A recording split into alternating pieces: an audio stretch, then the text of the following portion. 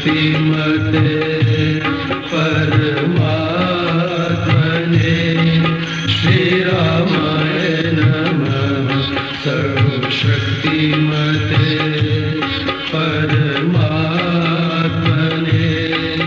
श्रीरामाय नमः। सर्वशक्तिमते परमात्मने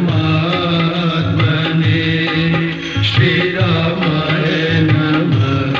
सर्वशक्तिमते परमात्मने श्रीरामाय नमः। सर्वशक्तिमते परमात्मने श्रीरामाय नमः। सर्वशक्तिमते परमात्मने श्रीरामाय नमः।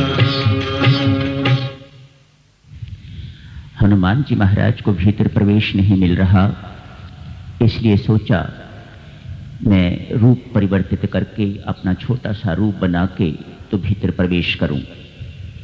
लंकनी ने रोका, कौन है आप भीतर नहीं जा सकते। मैं चोरों को भीतर नहीं जाने देती, मैं चोरों को नष्ट करने का मैंने प्रण किया हुआ है। हनुमान जी महाराज ने ये बात सुनी तो बड़े जोर से उसके सिर पर मुक्का मारा। लंकनी मुंह के बल गिर गई है, नीचे रक्त बहा है, विरक्त हो गई है, सुरती ठीक हो गई, मति ठीक हो गई। हनुमान जी की सत्संगति में न जाने कितनों को लाभ हुआ होगा, पर दो व्यक्ति विशेष हैं जिन्हें विशेष लाभ हुआ है। एक है लंकनी और दूसरे हैं विभीषण जी महाराज। लंकनी विरक्त हो गई है, उसे पता लग गया है ये कौन है।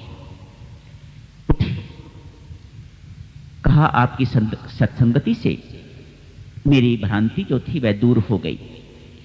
मुझे ब्रह्मा जी ने कहा था एक वानर आएगा, आके जब तुझे मुक्का मारेगा, खून बहेगा तो तू विरक्त हो जाएगी, तब समझ लेना अब लंका का सर्वनाश होने वाला है।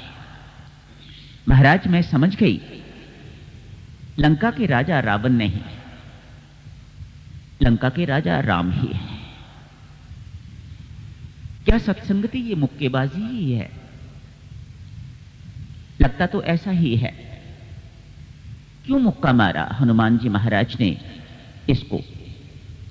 ये कहती तो है कि मैं चोरों को नाश करने के लिए यहां खड़ी हूं, लेकिन सबसे बड़ा चोर तो भीतर है, उसका अभी तक क्यों नाश नहीं किया? इसलिए हनुमान जी महाराज को यह बात गलत लगी, इसलिए उसे मुक्का मार दिया। बड़े जोर से मुक्का मारा, वह मुंह के बल गिरी। तो क्या यह सत्संगति मुक्केबाजी है? आप थोड़ा एनालाइज करके देखें तो सत्संग में मुक्केबाजी तो होती ही है। इतने दिनों से आप अनेक प्रकार की बातें सुन रहे हैं। कभी मोह की चर्चा हो रही है, कभी काम की चर्चा हो रही है, कभी भेद बुद्धि की चर्चा हो रही है। मानो ये मुक्के पढ़ ही रहे हैं, लेकिन इनका असर कितनों पर होता है बात तो देखने की ये है।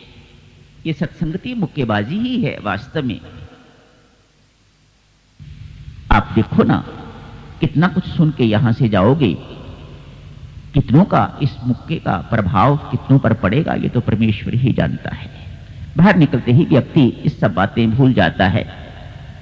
यहां तो बैठे बैठे बिल्कुल आदमी सिर हिलाता है, लोभ छोड़ देना है, घर जाके बिल्कुल किसी से जाके लड़ाई झगड़ा नहीं करना है, मैंने अपनी बहन को नहीं सताना है, अपने सास ससुर की सेवा करूंगी जाके, मैं अपने माता पिता की सेवा में जाके करूंगा। ये यहां बैठे बैठे बहुत सिर हिलते हैं, मानो यहां पर बैठे बैठे उस मुक्के का प्रभाव तो पड़ रहा है, लेकिन बाहर जाते ही जैसे रावण जीवित हो गया, अचेत था, ठीक हो गया, वैसे ही हालत हमारी भी हो जाती है।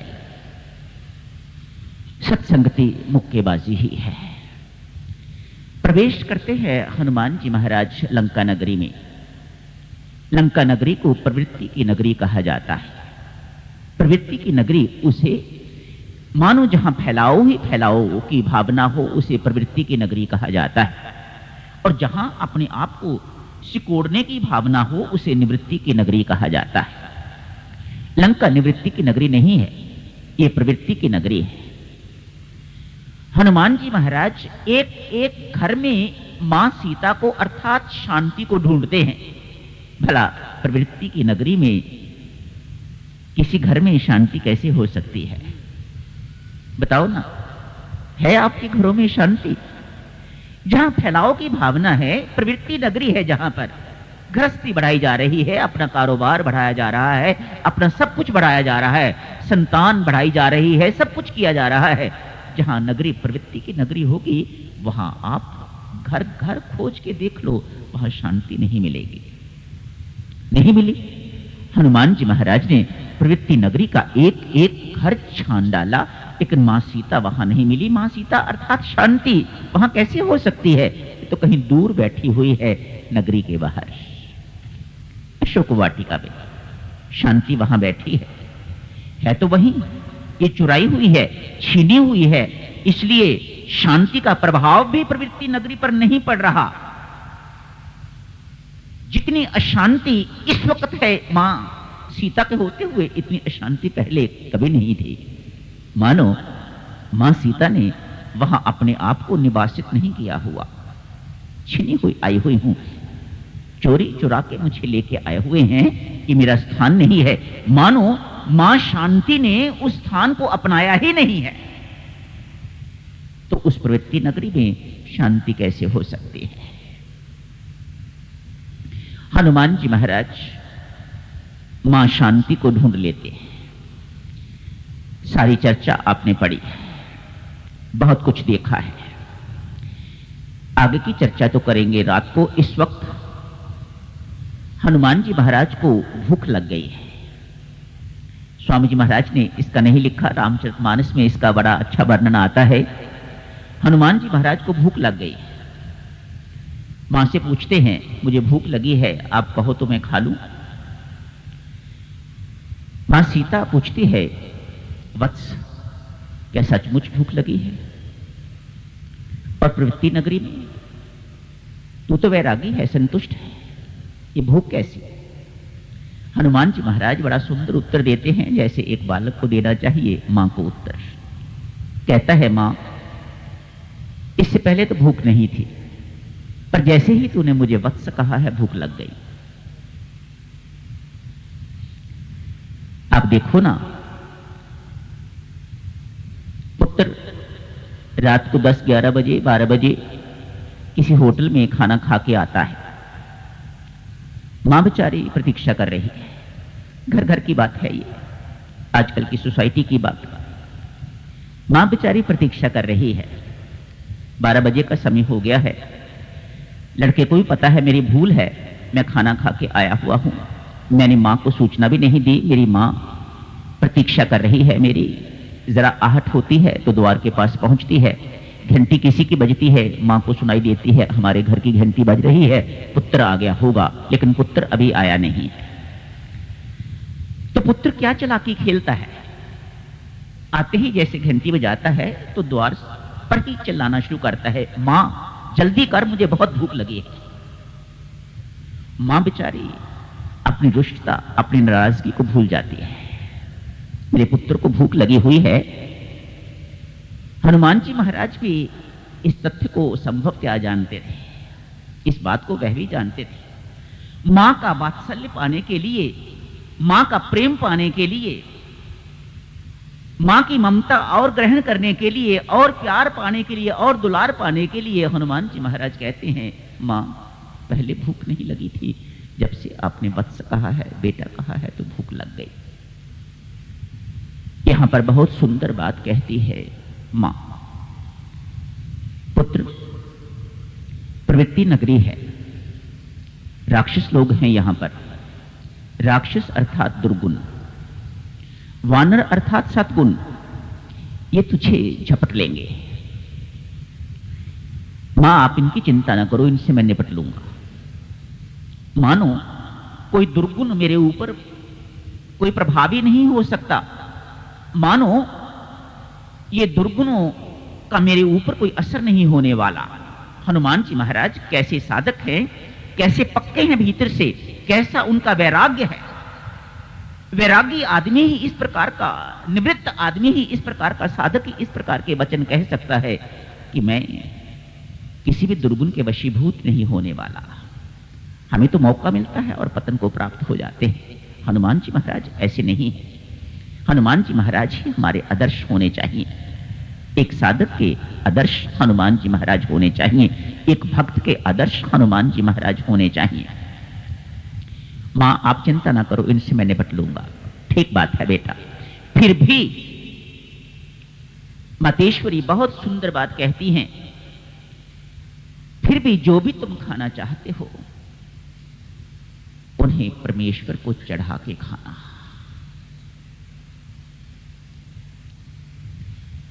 प्रसाद बना के खाना। भक्ति की शोभा भी भक्तजनों इसी में ही है। इसलिए भक्त भोजन का भोग नहीं लगाता, वह प्रसाद का सेवन करता है। अन्न पते, ये अन्न है तेरा दान महान। मैं परमात्मा तेरा दिया हुआ दान खा रहा हूं। स्वामी जी महाराज ने कितने सुंदर शब्द लिखे हैं।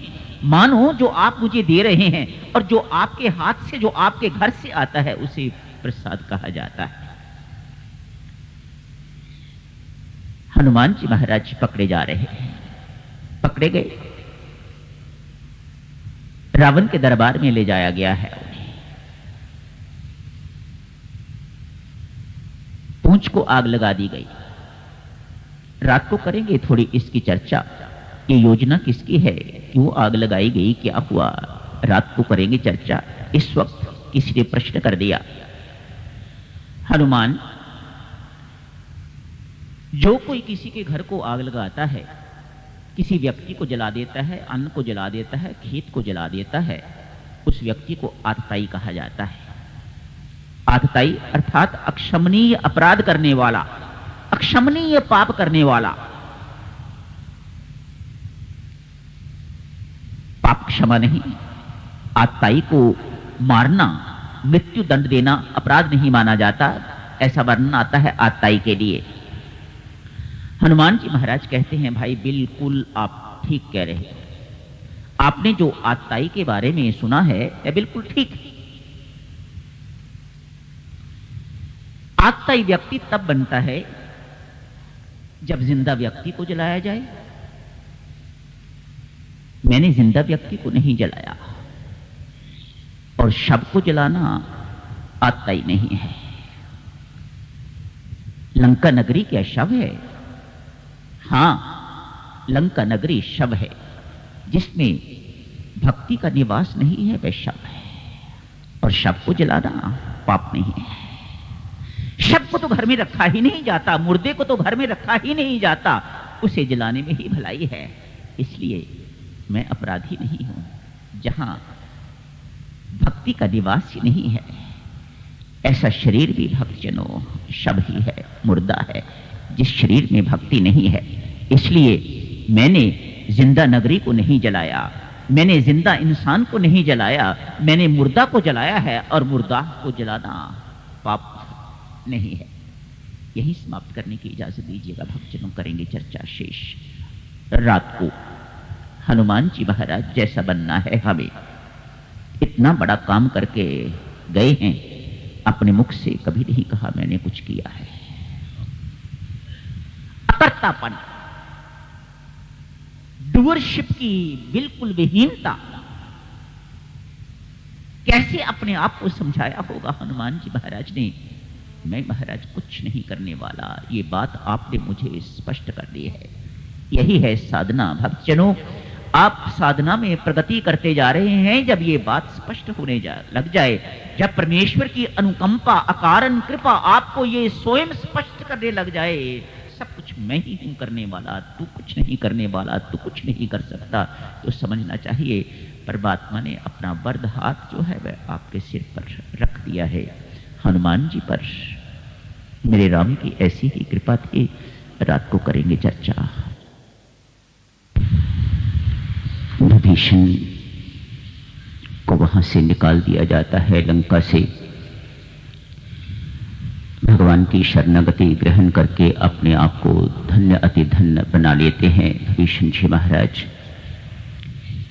इसी की थोड़ी चर्चा होगी। रात को सागर पर पुल बांध लिया गया है। वानरों ने पुल बांधा है नल नील की सहायता से। पुल बहुत छोटा है। भगवान को लगा इस पुल से इतनी भारी सेना निकलते निकलते बहुत समय लगेगा। जांबवान इत्यादि को भी ये कठिनाई सामने आई। इतना नैरो, इतना संकीर्ण पुल है, ये होगा तो संभवतः पक्का ही, पर इतने लोग एक ही बार में निकलने कठिन हो जाएंगे। भगवान ने उनकी दुविधा को देख के तो मन ही मन में एक संकल्प सा लिया। जितने भी सागर में रहने वाले जलचर थलचर जितने भी थे, उनके मन में मानो इस प्रकार की आकांक्षा उत्पन्न करी हो कि भगवान आए हुए हैं हमारे घर और हमने अभी तक इनके दर्शन नहीं किए। जितने भी जीव थे बीच में सबके सब ऊपर आ गए। अपने आप एक विशाल पुल बन गया। दुविधा अब ये है, वानर लोग उसको पुल ना मान के उससे निकल नहीं रहे। कहीं ये जलचर जो हैं हमारे भार से नीचे चले गए तो हम डूब जाएंगे, ये एक शंका सी है उनके मन में। पर परमेश्वर कृपा, भगवान का संकल्प था उसके पीछे, ऐसा नहीं था। थोड़े से लोग तो जो वानरों ने पुल बनाया उस पुल से गए, बाकी सारे के सारे जो इनने पुल बनाया था, अपने आप जो पुल बना था उसके ऊपर से निकल के गए। जब आगे पहुंचे, उस पार पहुंचे, तो जांबवान जी महाराज ने कहा, महाराज आपने हमें ऐसे ही तकलीफ दी। यदि इतना विशाल पुल आपने स्वयं ही बना लेना था, आपने संकल्प मात्र से बना लेना था, तो इन वानरों को, नल नील को इतने बड़े बड़े पत्थर उखाड़ने पड़े, कहीं से लाने पड़े, वृक्ष उखाड़े, ये किया वो किया, इतनी बड़ी समस्या खड़ी कर दी आपने। पहले ही इसे बना लेते, इसकी आवश्यकता ही ना पड़ती। तो भगवान उन सबको प्रसन्न करने के लिए बहुत सुंदर उत्तर देते हैं, जांबवान जी यदि आप लोगों ने ये पुल ना बनाया हुआ होता तो मैं खड़ा कहां होता। मानो एक पुल है पुरुषार्थ का पुल और दूसरा पुल है परमात्मा की कृपा का पुल। यही हमारी साधना है, पुरुषार्थ और परमात्मा की कृपा का मिलन, युगम। परमात्मा की कृपा के बिना पुरुषार्थ भी नहीं होता और पुरुषार्थ के बिना यूं कहिएगा परमात्मा की कृपा भी नहीं होती। ऐसी मान्यता है, ऐसा साधारण नियम दिखाई देता है। पर परमेश्वर की कृपा का तो अकारण कहा जाता है, हेतुकी कहा जाता है। इसके बाद जैसे ही वह उधर पहुंच जाते हैं, अब तो युद्ध आरंभ हो गया है। अब एक मरेगा, दूसरा मरेगा, तीसरा मरेगा, अब मरते ही जाएंगे लोग। कुछ शत्रु पक्ष के मरेंगे, कुछ इस पक्ष के मरेंगे, मरते ही जाएंगे। युद्ध जो आरंभ हो गया, कोई बड़े बड़े सेनापति भी मरेंगे, उनके पुत्र भी मरेंगे, मंत्री भी मरेंगे, उनके आगे भी। भक्तजनों, रावण का अपना परिवार कहते हैं 1 लाख से ऊपर, पुत्र पौत्र इत्यादि मिल मिला के 1 लाख से ऊपर। कल मर जाएगा, एक नहीं बचा पानी पिलाने के लिए। लगभग 1 लाख संतान, एक नहीं बचा पानी पिलाने के लिए, एक नहीं बचा अंत्येष्टि करने के लिए। विभीषण तो अब राम का हो चुका हुआ है ना, वह रावण का नहीं है।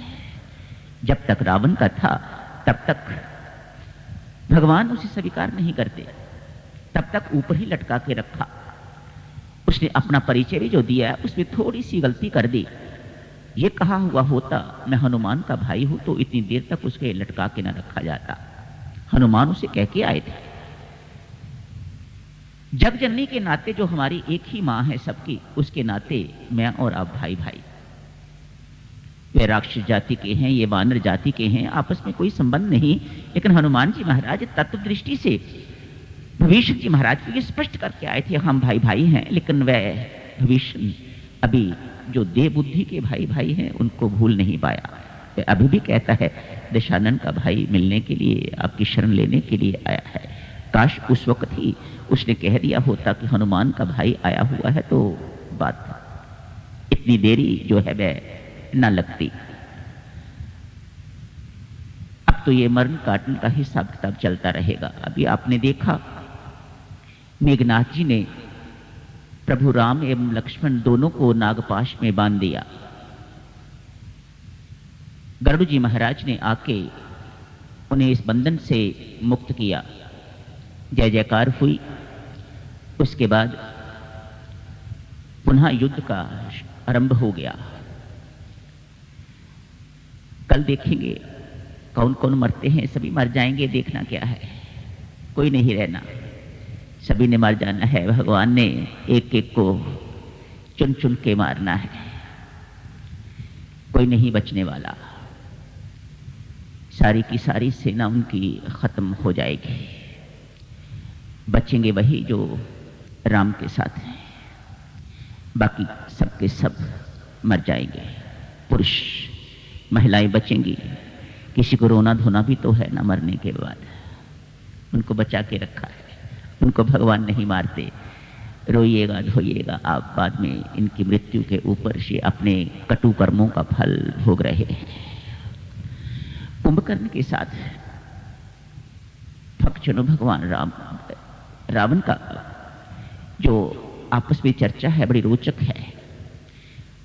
कल जिस वक्त कुंभकर्ण जी आएंगे मरने के लिए, उस वक्त याद दिलाना, ये चर्चा करेंगे थोड़े मिनटों के लिए। यही 5-10 मिनट के लिए चर्चा काफी रहेगी, पर बड़ी सुंदर चर्चा है, अच्छी लगेगी आपको। मुझे पढ़ के बहुत अच्छी लगी, इसलिए चाहूंगा कि आप भी उसे सुनो और आप भी उसका आनंद लो। कोटिशय प्रणाम है आप सबके श्री चरणों में, नत शिर वंदना। परमेश्वर की महती कृपा है, इस रामायणी सत्संग का कल अंतिम दिवस है। कल के दिन पूज्य श्री गुरुदेव हमें बाजार जाने की इजाजत दे दिया करते। जो साधक कोई प्रसाद इत्यादि बाजार से खरीदना चाहते हैं वे कल के दिन जाके खरीद सकते हैं। समय होगा शाम की चाय के बाद, और हर हालत में 6 बजे की बैठक से पहले पहले ही वापस लौटना होगा। समय का भी ध्यान रखिएगा, अनुशासन का भी पूरा पूरा ध्यान रखिएगा। समय कम है, इस बात पर पूरा ध्यान दें। खाना कुछ नहीं है, सिर्फ खरीदने की ही इजाज़त है घर ले जाने के लिए। एक और निवेदन करता हूं आप सबकी सेवा में, ध्यान के समय या किसी वक्त भी जब भी नमस्कार शब्द पढ़ा जाता है, जहां भी शब्द वंदना आए, नमस्कार आए, प्रणाम आए, परमेश्वर के चरणों में झुकना चाहिए। प्रायः हम सब लोग बिल्कुल सीधे ऐसे ही बैठे रहते हैं, मानो जबान से तो हम बोलते हैं पर हम वंदना करते नहीं हैं, हम परमात्मा को नमस्कार करते नहीं हैं, प्रणाम करते नहीं हैं जो करना चाहिए। ज्योतिर्मय जगदीश हे शब्द है नहीं, ज्योतिर्मय जगदीश हे, कृपया इस बात पर ध्यान दें। प्रायः लोग बहुत से तो ठीक हो गए हुए हैं, हे ही बोलते हैं, पर कुछ फिर भी है बीच में बोलने वाले हैं, उनसे निवेदन है कि ये शब्द है नहीं, हे है। अमृतवाणी के लिए भी आप सबसे निवेदन है, हर एक को इसका पाठ करना चाहिए। हर साधक को भक्तजनों अपने अपने घरों में भी, यही नहीं जहां भी आप हों, सफर में भी हों, तो भी अमृतवाणी का पाठ तो हमें नित्य करना चाहिए। सुबह शाम किसी वक्त, दोपहर को, खाली पेट बिना नहाए जैसे मर्जी आप करना चाहें। स्वामी जी महाराज ने ऐसे कोई बंधन हमारे ऊपर नहीं लगाए हुए, बस यही बंधन समझिएगा, प्रार्थना समझिएगा स्वामी जी महाराज की ओर से कि पढ़िएगा जरूर अमृतवाणी को। जाप के लिए भी साधक जनों में निवेदन करूंगा, सबकी अपनी अपनी कठिनाइयां जरूर हैं, पर स्वामी जी महाराज ने तो फरमाया है ना, काम काज को तज के भी जाप को कीजिएगा। अधिक नहीं भक्तजनों तो कम से कम 20,000 जाप रोज का हर साधक को करना चाहिए। ये तो हर मार्ग पर चलने वाले, प्रभु मार्ग पर चलने वाले जितने भी संत महात्मा हैं, वे सबसे प्रार्थना करते हैं हर साधक से, भाई 21,600 दिन में सांस लेते हो छोड़ते हो तो कम से कम इतना जाप तो दिन में जरूर होना चाहिए। तो स्वामी जी महाराज ने 20,000 की संख्या जो रखी है वह बिल्कुल उचित है, हमारा सबका कर्तव्य बनता है। दो चीज़ें भक्तजनों मैं पुनः कहूँगा, मैं आग्रह नहीं कर रहा, मैं मात्र प्रार्थना कर रहा हूँ आप सबके श्री चरणों में। मानना ना मानना तो आप पर ही निर्भर करता है। अमृतवाणी का पाठ भी जरूर कीजिएगा, और 20,000 जाप ऐसा नहीं एक ही बार बैठ के करना है, ऐसा नहीं कि सुबह ही करना है, शाम को नहीं करना, उसके बाद नहीं करना, बीच में नहीं करना, नहीं, 20,000 टोटल जाप करिएगा। होना तो यूं चाहिए भक्तजनों, 20,000 दिन को कर लिया और दिन भर परमात्मा को भूले रहे, इस जाप का कोई लाभ नहीं। जब 21,600 बार कहा जाता है कि मंत्र का जाप हो, तो यूं समझिएगा ये प्रार्थना करी जा रही है कि 24 घंटे परमेश्वर की याद जो है वह बनी रहनी चाहिए। बेशक आप इसको इस प्रकार से डिवाइड कर लीजिएगा कि दिन में 20,000 जो है वह किस प्रकार से निकले, श्वास श्वास के साथ, जिस प्रकार से भी आपकी इच्छा हो, मानो उस राम का स्मरण जो है वह बना रहे। हनुमान जी महाराज जी कहते हैं, प्रभु आपके नाम के विस्मरण जैसा पाप कोई नहीं इस संसार में। तो हम तो बहुत अक्सर भूले रहते हैं उसे, कामकाज के वक्त तो विशेषतया हमें उसकी याद बिल्कुल नहीं आती। हनुमान जी महाराज जिस वक्त मातेश्वरी सीता के पास जाते हैं, कुछ एक बातों के बाद परस्पर परिचय जब होता है, मातेश्वरी पूछती हैं, हनुमान क्या राम मुझे याद करते हैं? हर भक्त का मन करता है, भक्तजनों में आपकी बात पर मेरा जरूर मन करता है कि मैं ये शब्द सुनूं कि मेरा राम मुझे कभी याद करता है। मातेश्वरी यही शब्द पूछ रही है, यही प्रश्न पूछ रही है, क्या हनुमान मेरे राम कभी मुझे याद करते हैं? दूसरी ओर आइएगा, हनुमान जी महाराज वापस लौट आए हैं। वाल्मीकि रामायण में तो वर्णन आता है, हनुमान जी महाराज अपने मुख से सारा वृत्तांत सुनाते हैं। रामचरितमानस में इस प्रकार से आता है, हनुमान जी पहले जामवंत इत्यादि जो समुद्र के किनारे ही बैठे हुए हैं उनको सारा हालचाल सुनाते हैं। एक बार तो सबके मन में इतना उत्साह उमड़ा, चलो अभी चलते हैं, लंका पहुंचते हैं और अभी सीता को वहां सबको मार मूर के सीता को वापस सीधे श्री राम के पास ले जाते हैं। पुनः सोचते हैं, जामवान कहते हैं, नहीं ऐसी इजाजत हमें नहीं है, हमें मात्र खोज करने की ही इजाजत थी, इतना ही काम हमें करना है, तो चले जाते हैं। हनुमान जी अपने मुख से कुछ नहीं कहते, जामवान जी महाराज पूरे का पूरा वृत्तांत जो हनुमान जी से सुना था वह सुनाते। राम सुन के गदगद होते हैं, सब कुछ आपने पढ़ा है आज। इधर भक्त चाह रहा है पूछना कि क्या मुझे राम याद करते हैं कि नहीं। उधर भगवान क्या कहते हैं, हनुमान एक बार फिर अपने मुख से कहो, सीता कैसी थी, सब कुछ क्या किया तूने। It's bilateral,